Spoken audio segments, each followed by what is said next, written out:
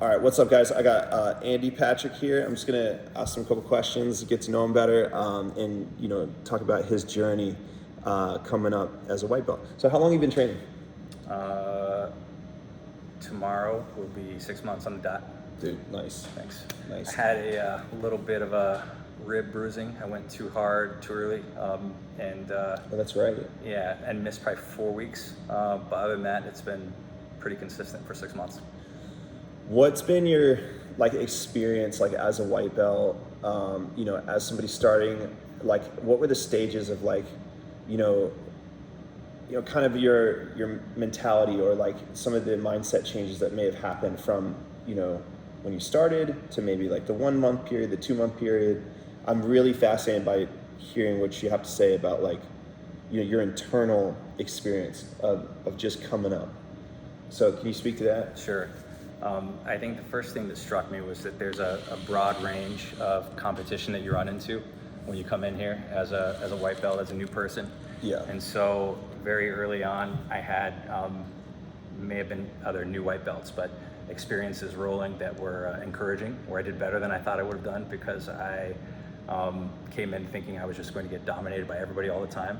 Yeah. And then I had other matches where I got beaten, but not as bad as I would have expected, so that was also encouraging. And there were others where I absolutely got my ass handed to me. Did that drive you when you got beat motivating in a completely different way. And so what's going on in your head when you got beat up, and what's the dialogue, if you want to share? You would think it would be, why exactly did that happen and how do I prevent it, right? But I didn't get there until a little bit later. That felt terrible, and I don't ever want to feel like anyone could do that to me. So I gotta be honest, that was me too. Especially when it's easy, when someone easily just puts me down or gets my arm and there's nothing I can do.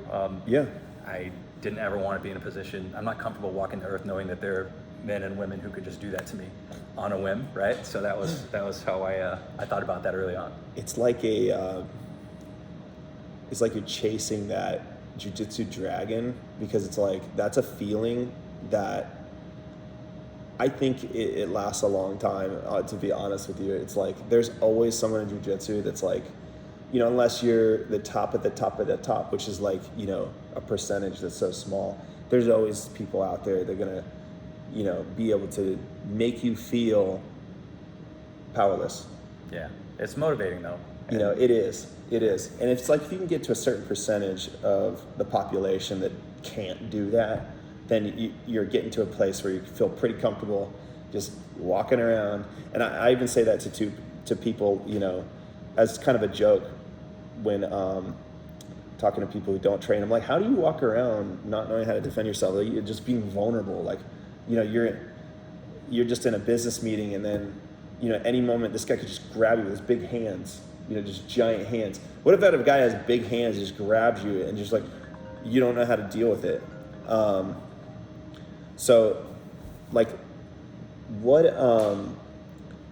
did you maybe overcome? Did you ever have frustration?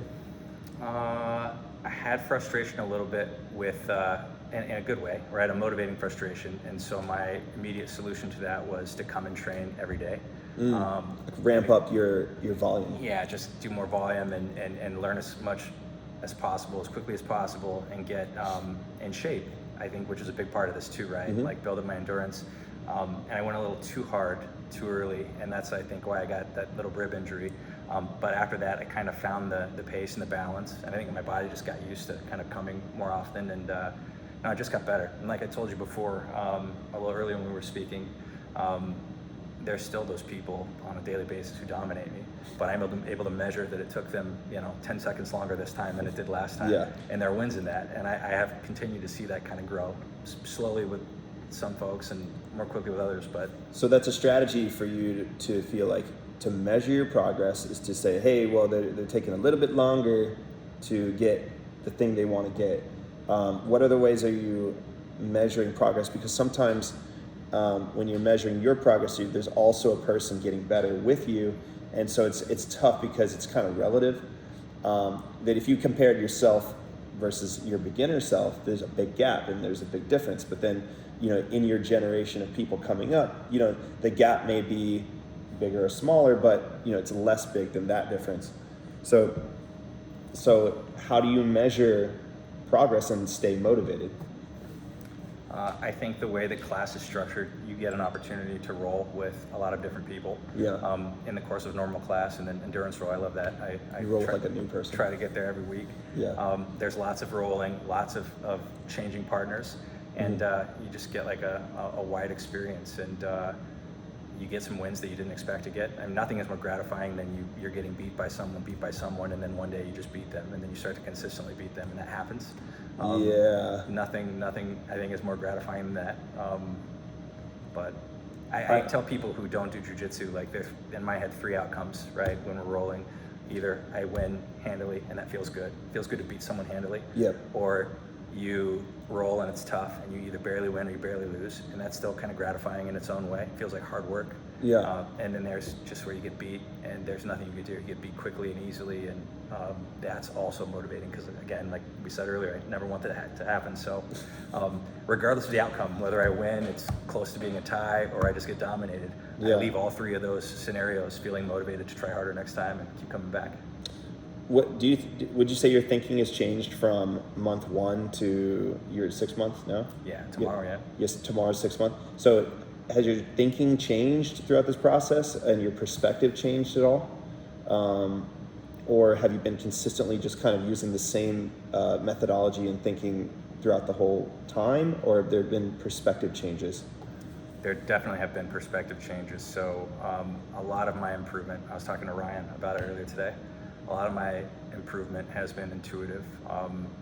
So fighting for inside space and not just leaving my limbs out there, it's something that I'm getting better at, but it's not something I'm doing consciously because an instructor told me not to do that. Like if you just get Kimura 6 times in a row, sooner or later you learn to keep your hands, and arms. So, and so a lot of my early improvement up to this point, I think, has been based on just intuitive stuff, getting a better feel for people's weight on me and sweeps and things like that, how to use their weight against them.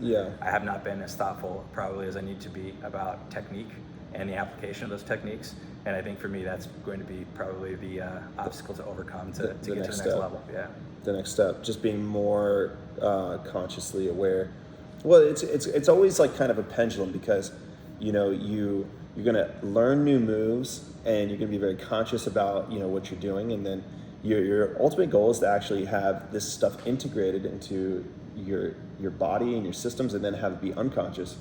So you have this unconscious competence, where it's just, that's the muscle memory, right? That you want that. And then you can literally think steps ahead. And that's the kind of the next level, right?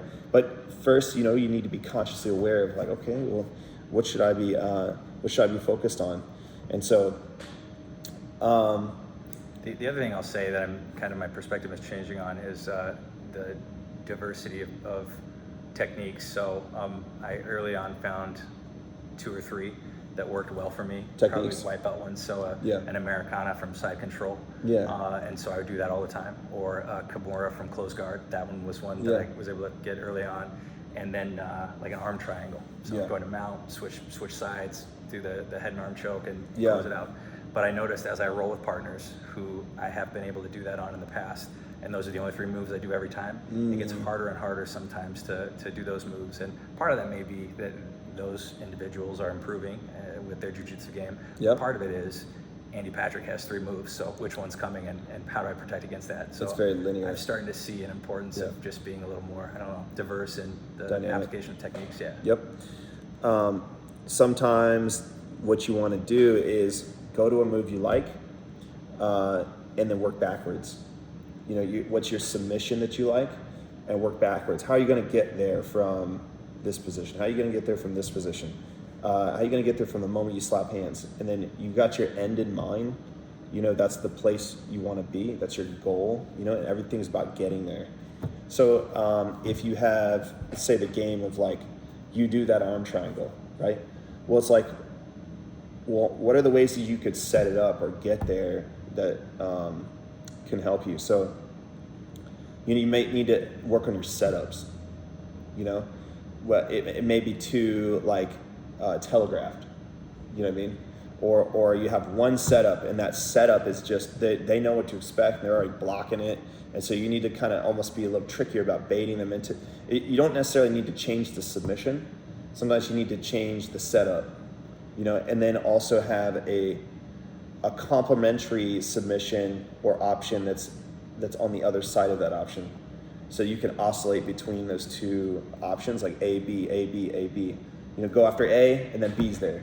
That is another thing I need to work on. I've recently received feedback from some of our teammates here that maybe I hold on to a move that is not going to be finishable a little too long. I get a triangle, but it's not positioned to where I'm going to be able to apply finishing pressure. And rather than knowing what to do next, or maybe how do I roll that into an arm bar, I just hang on for dear life and go into don't get submitted mode, or just stay here until the bell rings, which sucks, right? The connecting of different moves and the kind of fluidity of it all, I need to work on. Yeah, focusing on picking some complementary submissions that have a dilemma associated to them. So, if it's an arm triangle, you've got a no-gi Ezekiel that you could do. You could do also a regular Ezekiel with the gi, the arm in Ezekiel with the gi. And you also have, when they turn away, you have the back take. So you've got some combinations there. I'll show you a couple ways to set up the arm triangle for mount and side control and things like that. But yeah, you're right that if you're going after something all the time, they're going to develop antibodies. It's going to be harder. Like when I teach the Kimura system, I can still, find a way to get stuff, but because people are learning the flow, they're learning the system, it just makes it, they're a little bit more aware of what I might go for, and they're just blocking a little bit better, making it just, the antibodies get built up. So, what advice would you have for someone who's thinking about trying jiu-jitsu, but maybe they're a bit let's just say they're in their 40s or even older, in their 50s, something like that. So what advice would you have for someone thinking about getting started, but they're a little bit hesitant? You don't want to get hurt or something like that, or? Yeah, I would say absolutely do it. Jump in. I've been thinking about doing this literally since 1997 or something, right? Which is a long time ago, and only did it 6 months ago, and have loved it. And it's weird because I now experience this sensation of regret that I waited this long to do it. But that said, it is great. Another thing, I think, you pull up and you park outside, and you're coming in. Those early first couple of classes, it seems kind of nerve-wracking. It's a crowded room here.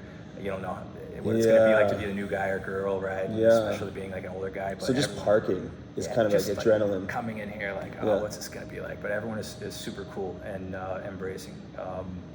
The willingness to help out, just the friendliness level. I don't know if that's every jiu-jitsu gym because it's the only one I've ever trained at. But just jump in. All the things you're scared about, all the excuses you make in your head, all the reasons to delay it. It's why should someone come train here? I know you've never tried any other jiu-jitsu school, but what do you think is, some, reasons why someone would have a good time here, and progress here? Yeah, I think the people, right, is a big part of it. So the sense of family and the friendliness and the willingness to help out people I barely know, and then when people treat you that way, it makes you want to treat the other newcomers that way because you remember how warm of a welcome you received. So that's probably the short answer. Yeah, the people, right? They make the team. I agree. I tell people that I sometimes I kick people out. When they're not a good fit, when there's a safety issue, their ego is out of control and they're trying to roll to the point where they're going to injure somebody. I tell them this is just not the right gym for you. And I might give a suggestion of what gym they should go to. But then, and then if there's some, usually it's ego or it's just they put me in a position where I just don't know what they're going to do. It could be a safety issue. Or they're using, maybe they're coming in drinking, and I have to just be this isn't the spot for you, bro. Yeah. And so I do these things, I make a decision, versus a membership, I'm okay, the culture, the place, the people, the vibe that we're trying to create is way more important than an extra membership. So I will make these tough decisions to, either ask them to leave or not even sign them up. I'll just kind of, in order to make this place feel like this, it does have a feeling where you're coming in, it's just everyone's chill, Yeah. You know, most of jiu-jitsu around the world is people are pretty cool, but you know, not every gym's created equal. There's varying levels of ego and different cultures of like, you know, walk around tough guy, you know, trying to dominate alpha male. Everybody's trying to alpha each other. So here we like to have like world-class level technique and training, but at the same time have it feel like a family environment. Yeah. So anyways, man, I appreciate you, and I appreciate you doing the little podcast. And thank you so much. Appreciate it. Yeah, of course. Thanks, Coach Kyle. Thank you, man. All right, guys. Later.